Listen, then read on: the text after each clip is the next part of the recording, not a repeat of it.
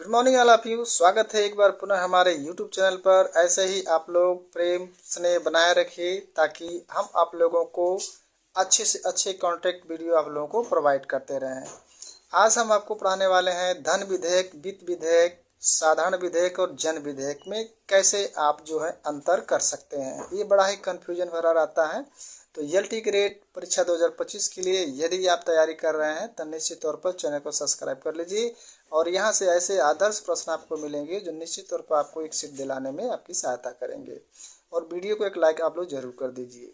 चलिए शुरू करते हैं। देखिए, धन विधेयक वित्त विधेयक क्या है। तो धन विधेयक जो होता है, प्रत्येक धन विधेयक जो है वित्त विधेयक होता है, जो यानी प्रत्येक जो धन विधेयक है उसे हम वित्त विधेयक भी कहते हैं। वित्त विधेयक में देखिए, प्रत्येक जो वित्त विधेयक है वो धन विधेयक नहीं होता है। ध्यान दीजिएगा, ठीक है। धन विधेयक का जो प्रावधान है अनुच्छेद 110 के विषय धन विधेयक की श्रेणी में आते हैं। यानी धन विधेयक का जो है अनुच्छेद 110 में वर्णन किया गया है। अब वित्त विधेयक इन विषयों के साथ जो है अन्य विषय भी क्या होते हैं तो सम्मिलित होते हैं, ठीक है। अगला पॉइंट देखिए, धन विधेयक राज्यसभा से प्रारंभ नहीं किया जा सकता। Very very important. यानी धन विधेयक जो है राज्यसभा से प्रारंभ नहीं किया जा सकता है। और इसमें देखिए, वित्त विधेयक भी राज्यसभा से प्रारंभ नहीं किए जा सकते हैं। यानी कि दोनों कहाँ से किए जाएंगे तो लोकसभा से। दोनों, चाहे वित्त विधेयक हो चाहे धन विधेयक हो, दोनों जो है लोकसभा से ही प्रारंभ किए जा सकते हैं। अगला है, धन विधेयक लोकसभा में पेश करने से पूर्व राष्ट्रपति की स्वीकृति जरूरी है। यानी कि राष्ट्रपति से जो है परमिशन लेने के बाद ही जो धन विधेयक को लोकसभा में पेश कर सकते हैं। वित्त विधेयक भी लोकसभा में पेश करने से पूर्व राष्ट्रपति की मंजूरी आवश्यक है। देख लीजिए, चाहे धन विधेयक हो चाहे वित्त विधेयक हो, दोनों कहाँ पारित होते हैं तो लोकसभा में। और किसकी अनुमति लेनी पड़ती है तो राष्ट्रपति की अनुमति लेनी जरूर पड़ती है, ठीक है। अगला है, अन्य स्थिति में धन विधेयक सामान्य विधेयक श्रेणी में नहीं आते हैं और वित्त विधेयक सामान्य विधेयक की भांति है।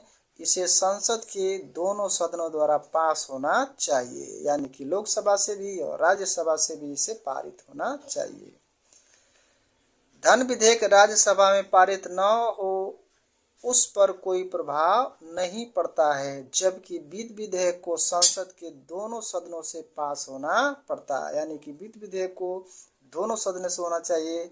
यहाँ धन विधेयक राज्यसभा में पारित हो ना हो उस पर कोई प्रभाव नहीं पड़ेगा। अगर लोकसभा से पारित हो गया तो उसे स्वीकृति प्रदान कर दी जाएगी।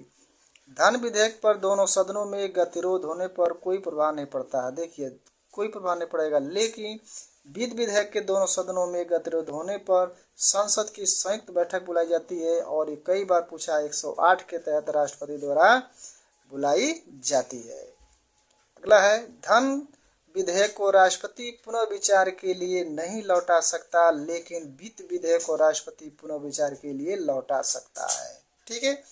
अब देखिए, ये तो रहा धन विधेयक, वित्त विधेयक। अब देखिए साधारण विधेयक क्या है। अब है साधारण विधेयक और धन विधेयक में अंतर क्या। देखिए, साधारण विधेयक क्या है। साधारण विधेयक संसद के दोनों सदनों में किसी भी सदन में पेश किया जा सकता है। धन विधेयक केवल किस में पेश करेंगे तो लोकसभा से ही प्रारंभ की जा सकती है। वेरी वेरी इंपॉर्टेंट क्वेश्चन है, स्टार लगा लीजिए। अगला है, सामान्य विधेयक की स्थिति में लोकसभा राज्यसभा के अधिकार समान होते हैं, जबकि वित्त विधेयक की स्थिति में लोकसभा प्रभावी होती है, ठीक है। अगला पॉइंट, सामान्य विधेयक के पेश करने से पूर्व राष्ट्रपति की स्वीकृति नहीं लेनी पड़ती है, जबकि धन विधेयक पेश करने से पूर्व जो राष्ट्रपति की स्वीकृति क्या है अनिवार्य होती है। नेक्स्ट पॉइंट देखिए, साधारण विधेयक की स्थिति में दोनों सदनों में गतिरोध उत्पन्न होने पर संसद के दोनों सदनों की संयुक्त बैठक है अनुच्छेद 108 के तहत गतिरोध होने पर समाप्त किया जाता है। और धन विधेयक की स्थिति दोनों सदनों की संयुक्त बैठक आयुक्त नहीं होती है। ध्यान दीजिएगा, इसमें नहीं होती है। लोकसभा का निर्णय अंतिम होता है। राज्यसभा मात्र 14 दिन इसे रोक सकती है। यदि किसी राज्यसभा धन विधेयक में संशोधन की सिफारिश करती है तो यह लोकसभा पर निर्भर करता है कि उस सिफारिश को स्वीकृत करे या न करे, ठीक है। यहाँ पर वीटो पावर दिया गया। अतः धन विधेयक के संदर्भ में जो है संबंध में राज्यसभा क्या होता है, निष्प्रभावी होता है। ठीक है, तो ये छोटा सा वीडियो आप लोगों के लिए। आप लोग हमारे यूट्यूब चैनल सब्सक्राइब कर लीजिए, वहाँ से जो है आप लोगों को प्रैक्टिस सेट हम सिखा रहे हैं, आप अध्ययन करा रहे हैं, जहाँ से निश्चित तौर पर आपको एक सीट पक्की हो जाएगी। मेंस की चिंता छोड़ दीजिए, पहले आप प्री लिखाइए। ठीक है, मेंस के लिए जो है अतिरिक्त जो है रणनीति अपनाई जाएगी, जिससे आपको एक सीट पक्की हो जाए। यहाँ तक देखने के लिए आप सभी लोगों को बहुत बहुत धन्यवाद। आपका दिन शुभ हो।